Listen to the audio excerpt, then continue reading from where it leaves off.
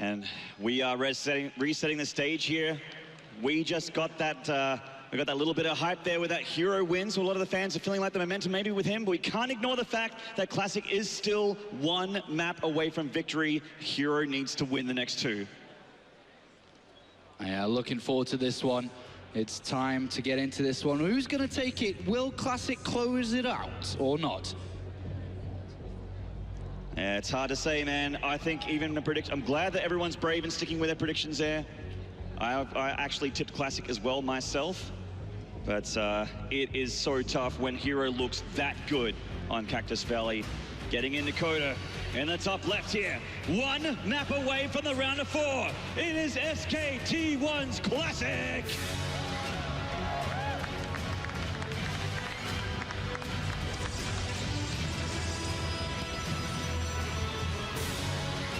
There he is.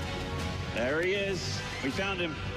And in the bottom right here, we also found this guy. It is CJ Entis HerO!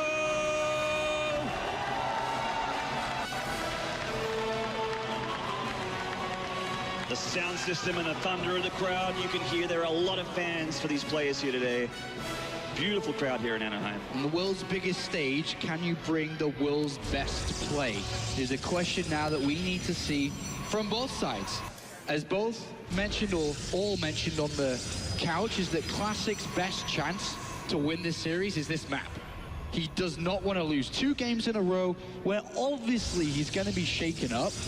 Going into game number 5 when HerO's going to have 2-game momentum in his favor, a 4-player map where it is more risky and can be more dangerous, especially against a player with the momentum. This is the map that Classic needs to finish this. It does seem like with these 2 players, if you look at them, Classic likes that earlier to mid game. HerO, however, loves that late game. We can see that even when you look at his percentages, when he plays those later games, he does tend to win in this matchup. And so, Artosis is very correct. He is, sometimes. He is. Sometimes. Well, in this case, he is absolutely correct in my eyes. And to continue on with what Artosis said, I popped to get some more water back there, and I ran past Classic, who was having a one-on-one with his coaches. It was great to see. I love Ove, obviously one of them. Yeah, a legend of the StarCraft era. Legend from StarCraft, now a coach on SK Telecom. Was talking to him, was calming him down. I've no idea what he exactly said, obviously. But it's always good to have that type of manpower behind you. And we'll see if it shines through. Classic is going to scout his opponent much earlier, much faster than HerO. Yeah, opting for that extra scout, it's just a slight income difference, but really nothing to write home about. He does get to see what's going on in HerOville. Not much in HerOville. With a Sentry coming out for HerO, looking like he wants to go for that quicker expand. Yeah, quicker expand. It could be for hallucinated energy, or energy for hallucinated phoenixes. He does throw down a Twilight Council straight off the back of it. So perhaps not. He cancelled it.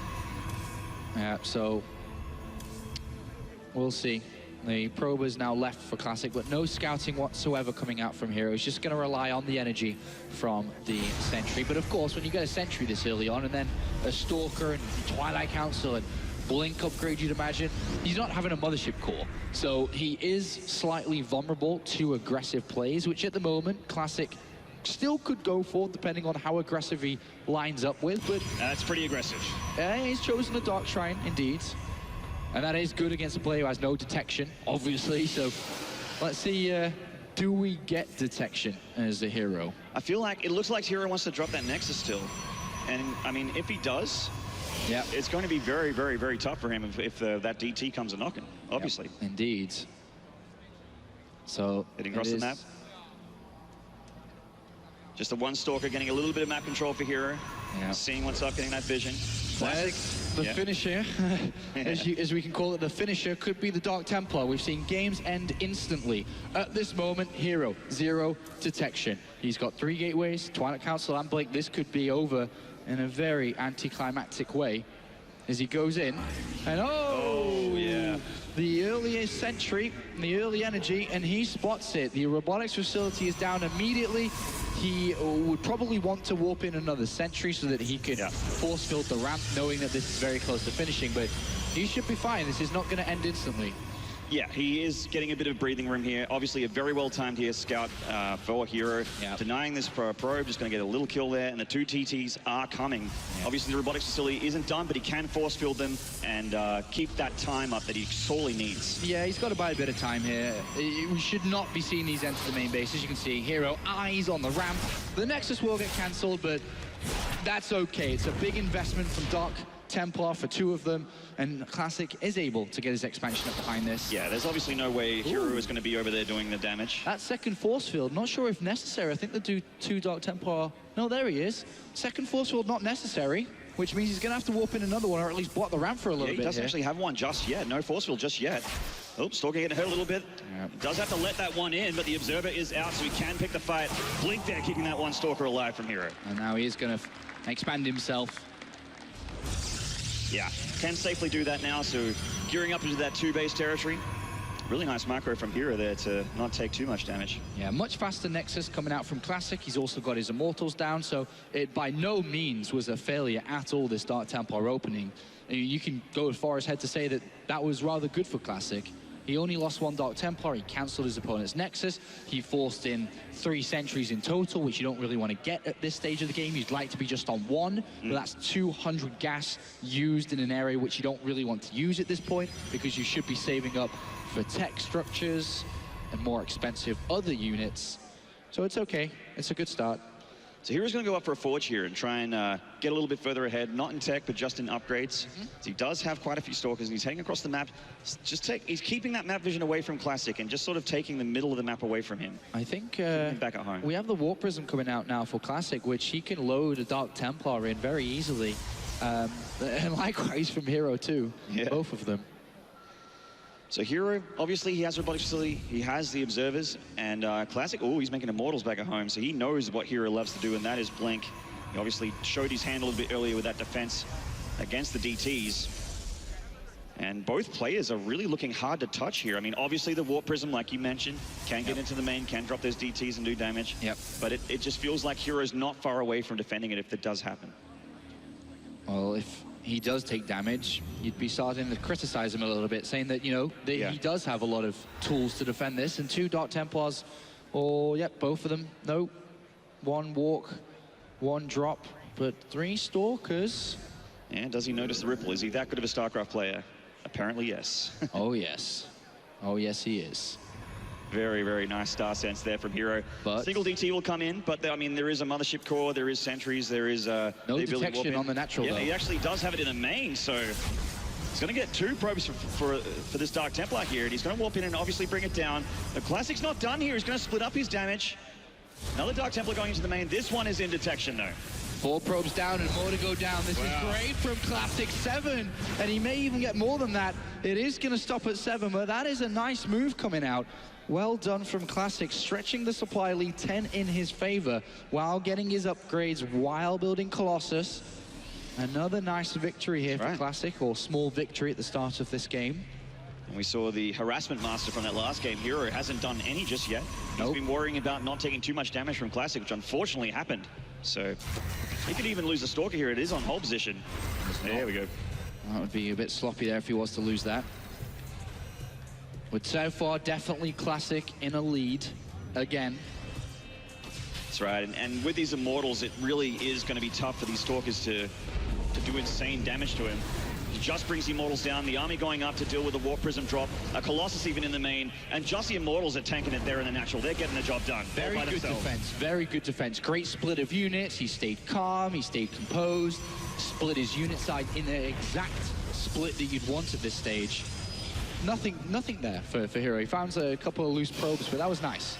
And another warp in here from Classic. His Warp Prism has come in, I mean, HerO is obviously aware of it. His Colossus is chasing it down, decides against that warp in.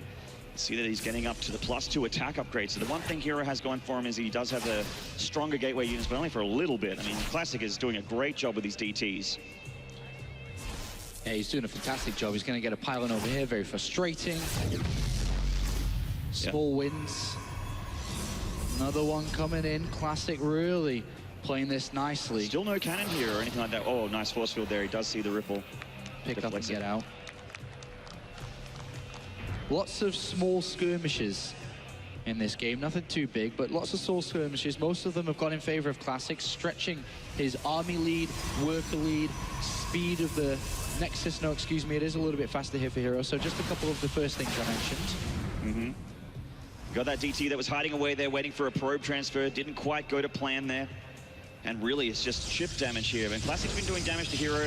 HerO hasn't really done damage to Classic as a counterattack yet. Any kind of attack that he's thrown has been quite handily deflected. I mean, that's also how the beginning of Game 3 kind of looks. So anything could happen here in Game number 4. Absolutely. The upgrade is nice though. +2 attack for HerO, much further ahead than his opponents. That's always a nice advantage to have. That's right, extra gateways going down, and the hallucinated Phoenix here of HerO just keeping Classic's armor in check, keeping him honest, finding out where everything is so he knows he has the breathing room to be able to power forward. He does have quite a nice, healthy supply lead in workers, though. 61 probes to 52. Yeah, he does. He does. But Classic has 2 Immortals in his army, which I do favor. Yeah. It's a great buffer to have. His army is looking very good, actually. And I do like that he has thrown a lot of concentration on powering up his army size while continuing to harass here. Game pause. It looks like another pause from HerO, second one in the series so far. Yeah. Of course, very, very tense moment for both players. The game is almost loaded back up. The players are ready. As you can see on the screen right now, and of course on the stage, HerO praying for the last 5 seconds before we jump into this one. It is all or nothing for HerO. That's right, and Classic rolling up his sleeves. I've got some work to do, says the SKT1 player. And the CJ Entis ace is going to try and show everyone why he was always talked about and hyped to be the best Protoss player in StarCraft 2. Let's get into it, guys. The game has resumed.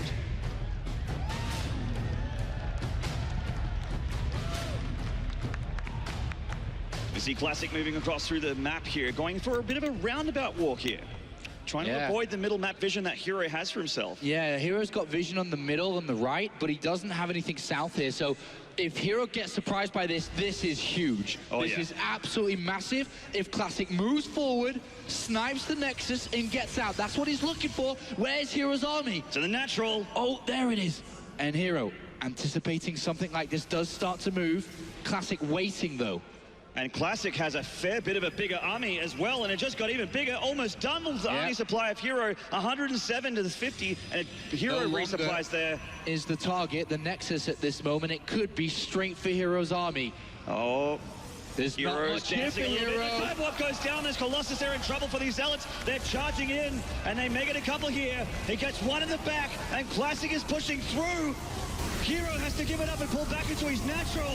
He's already in touch with these Zealots, are tearing his Colossus apart.